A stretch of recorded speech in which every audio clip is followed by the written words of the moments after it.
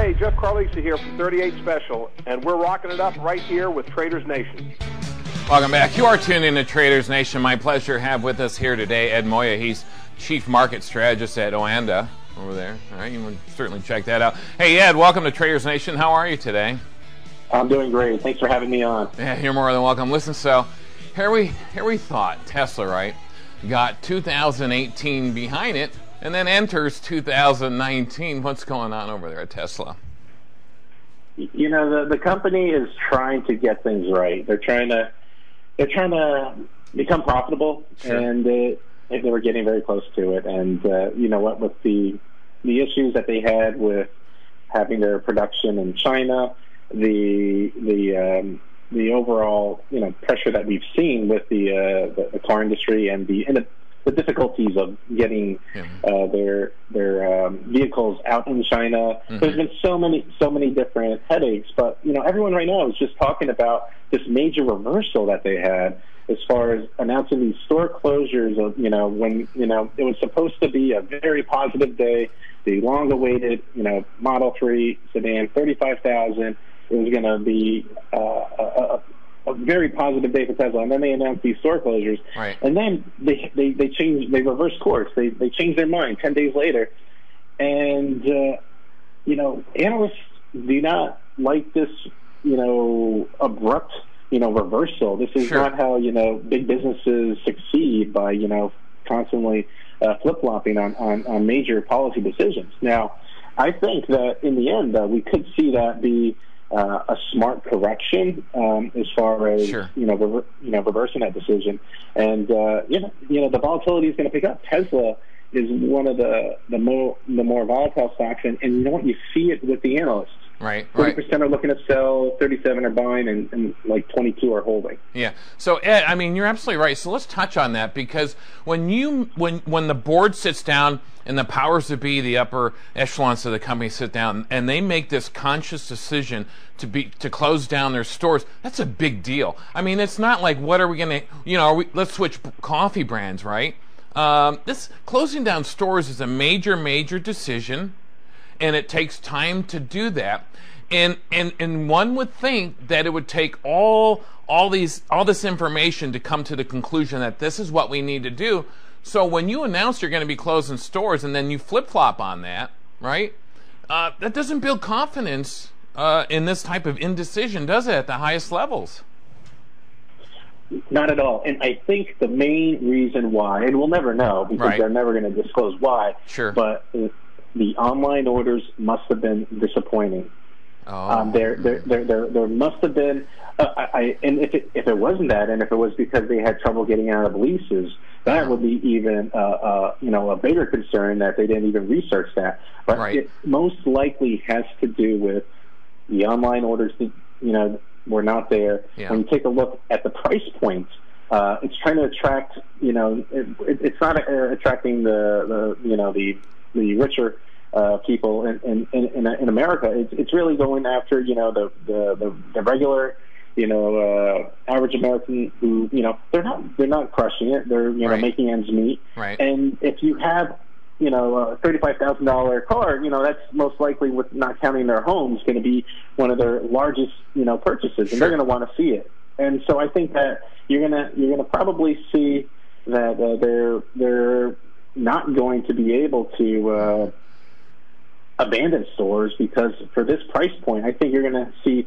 a lot of demand for people wanting to see the car, test out the car, and this whole thing like, oh, well, you could return it after a week.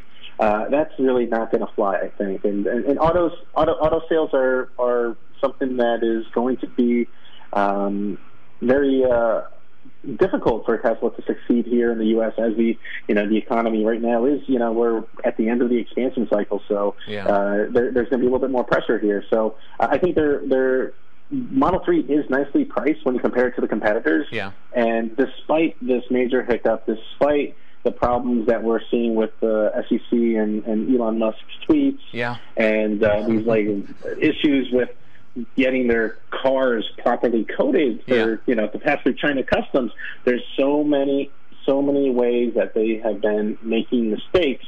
But yet, in the end, it comes down to margins. It comes down to what's the price point? Are they going to be able to be profitable? And right now, the way they're selling it, even when these incentives go away, there's going to be still a good opportunity here for Tesla. Yeah, well, and they got a 25% margin in those cars, and analysts didn't like the thought that they were going to throw a 6% discount across the board on their models, and so analysts didn't fare very well with that, even though they've got a reported 25% margin in that stuff.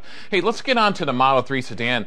So, I mean, how is Tesla? They ran into some big problems there. First it was production hell, then all of a sudden it was logistics hell, and we touched a little bit about that, certainly with China, et cetera. So, have they gotten past that with the Model 3 sedan?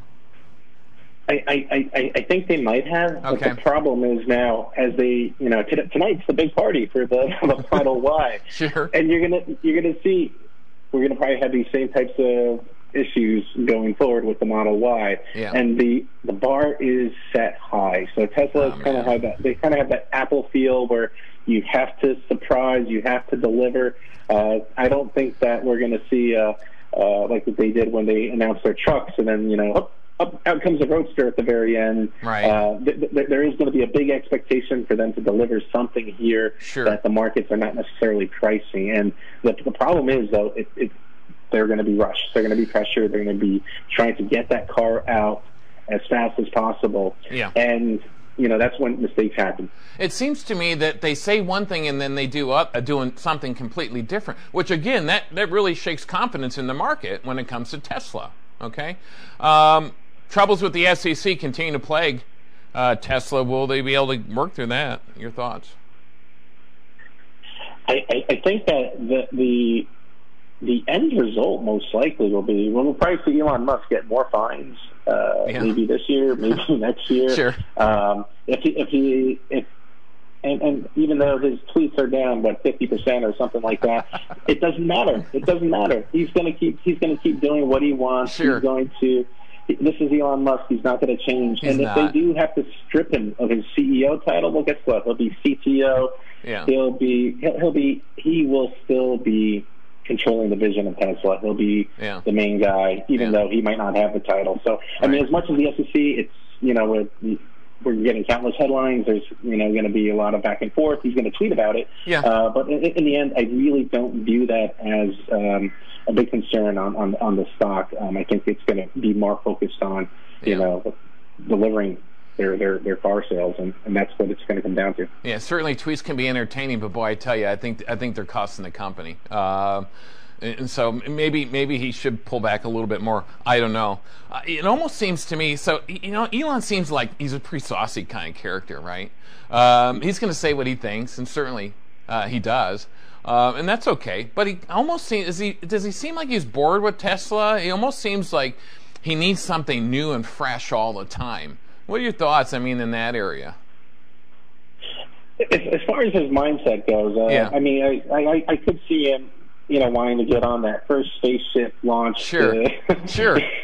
Yeah. To explore the great frontier. But I don't know. I really can't say. You can't really nail as far as, he's not your typical CEO where is married maybe multiple times, but has a family, has kids. Sure. No, this is not the standard.